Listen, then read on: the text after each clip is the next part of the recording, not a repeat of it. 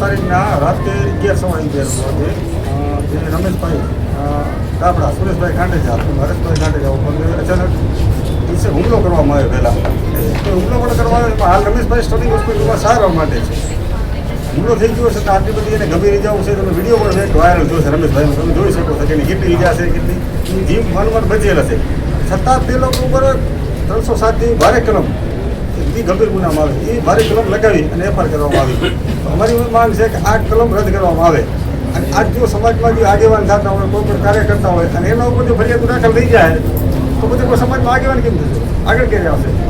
આ એક સમાજના આગેવાનોને દબાવવા માટે જ એક ખાસા ફરિયાદ કરવામાં આવી છે. અમારી વિનંતી છે કે આમાં પોલીસ તંત્રને અમે ન્યાય માંગી છે કે આ ફરિયાદ રદ કરવામાં આવે. 307 કલમ છે. ગત 16 તારીખના જે ભચાઉમાં ઘટના બનેલ, ભીમા કોરેગાંવ સેનાના સંસ્થાપક અધ્યક્ષ અને એમના પરિવારના લોકો ઉપર અસામાજિક તત્વોના ટોળોએ હિંસક અને જીવલેણ જે હુમલો કરેલ, આમનો ભૂતકાળ અને આમની હિસ્ટ્રી જોતા એવું જણાઈ આવેલ છે કે આ લોકો હિસ્ટ્રી સીટર માઇન્ડના આરોપીઓ હોય. 50થી વધારે આરોપીઓ અત્યારે જે છે એમના ઉપર ગુના દાખલ છે અને સમાજનું નેતૃત્વ કરનાર, સામાજિક સંગઠન હલાવનાર અને સમાજના કાર્યકર્તાઓ ઉપર જો સામાન્ય બાબતે આવો હિચકારો હુમલો કરવામાં આવતો હોય અને ઉપરથી જેમની ઉપર હુમલો થયો છે એમની ઉપર જ 307 જેવી ભારે કલમો લગાડીને ગુનો દાખલ કરાવવામાં આવતો હોય તો ક્યાંક ને ક્યાંક આરોપીઓનો જે ઇતિહાસ બુટલેગરોનો અને મારકૂટ કરવાના પહેલાં પણ ઘણા બનાવોને અંજામ આપ્યા છે અને બુટલેગરની છબી ધરાવતા આરોપીઓ છે તો ક્યાંક ને ક્યાંક પોલીસમાં નાની મોટી સાંઠગાંઠ હોઈ શકે. એના કારણે આવી તાત્કાલિક ધોરણે 307 જેવી ગંભીર કલમો તળે ગુના દાખલ થતા હોય.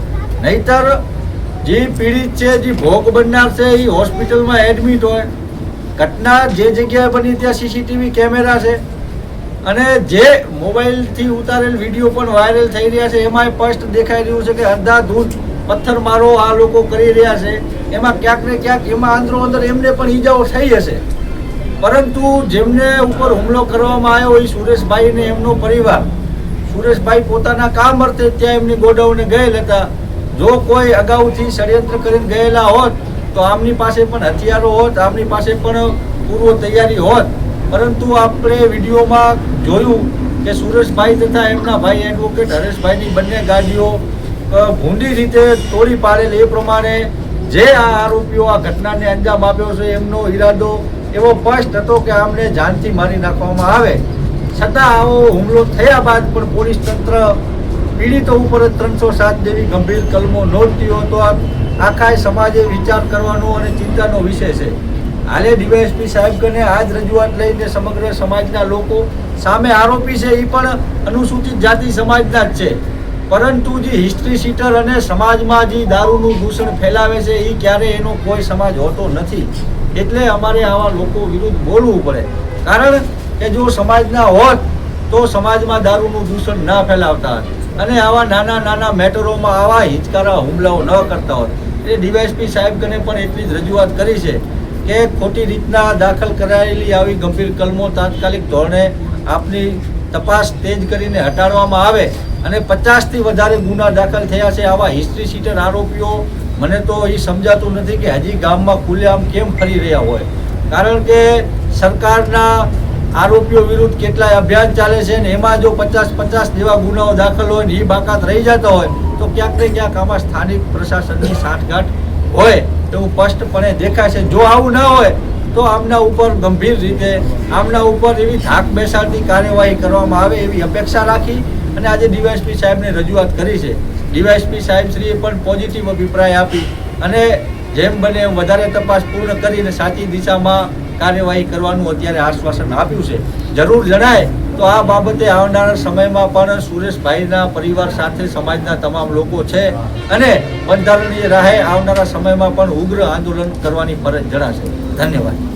એક ભચાઉ ખાતે જે દુઃખદ ઘટના ઘટી અને કેવી કહી શકાય કે જે સમાજના હિત માટે હંમેશા લડતા હોય ભીમા કોરેગાંવ સેનાના અધ્યક્ષ સુરેશભાઈ કાઠેજા, એમના વિરુદ્ધ જે ફરિયાદો દાખલ થઈ, હુમલો થયો, એમની ગાડીઓ તોડફોડ કરી નાખવામાં આવી, એ બનાવ એટલો અત્યંત ગંભીર ગણી શકાય. કારણ કે આવા સામાજિક આગેવાન અને જેઓ હંમેશા સમાજ માટે તત્પર રહેતા હોય અને સામાજિક પ્રવૃત્તિઓના પગલે જ ક્યાંક આવા ઝઘડાનો મૂળ બની અને સમાધાનની દ્રષ્ટિએ જતા ને જ્યારે આ હુમલો થયો, જેમાં આજે રમેશભાઈ ખુદ ખૂબ જ ગંભીર હાલતમાં ગાંધીધામ દાખલ છે, સાથે અન્ય પણ બધા હોસ્પિટલમાં દાખલ છે, તો આ હદે જે તીક્ષ્ણ હથિયારોથી હુમલો કરવો, તો આ ક્યાંક ને ક્યાંક જોવા જઈએ તો આ કાયદા વ્યવસ્થાઓ છે જ નહીં એવું દેખાઈ આવે છે.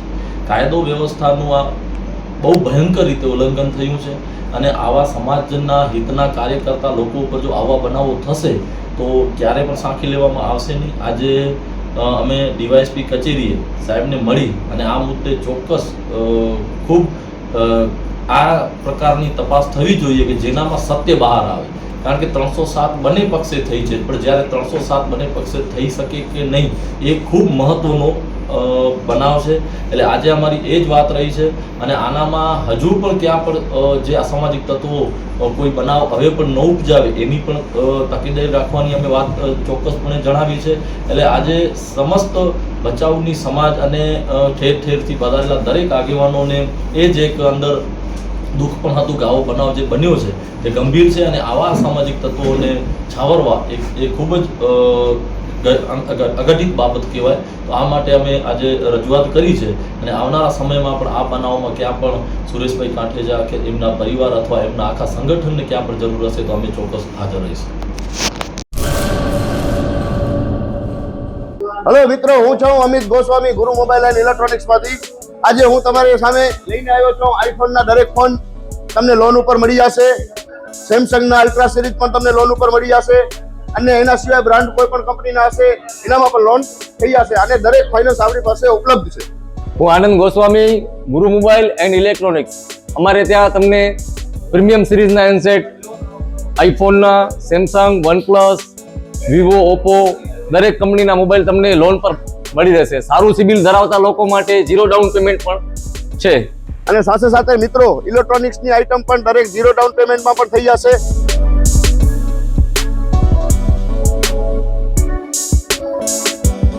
હા મિત્રો, આપણો લોકેશન છે, અગર તમે ગામડેથી આવો છો તો જુબેલી ગ્રાઉન્ડથી આવશો તો સંતોષીમાના મંદિર પાસે આપણી દુકાન છે ગુરુ મોબાઈલ એન્ડ ઇલેક્ટ્રોનિક્સ. અને જો આપણા ભુજથી આવો છો આપણી દુકાને તો વીડી હાઈસ્કૂલથી લોહાણા ભવનની સામે ગુરુ મોબાઈલ એન્ડ ઇલેક્ટ્રોનિક્સ. અને અન્ય 2 બ્રાન્ચ છે આપણી, એક જનતાગર નીચે છે અને એક લાલ ટેકરી છે.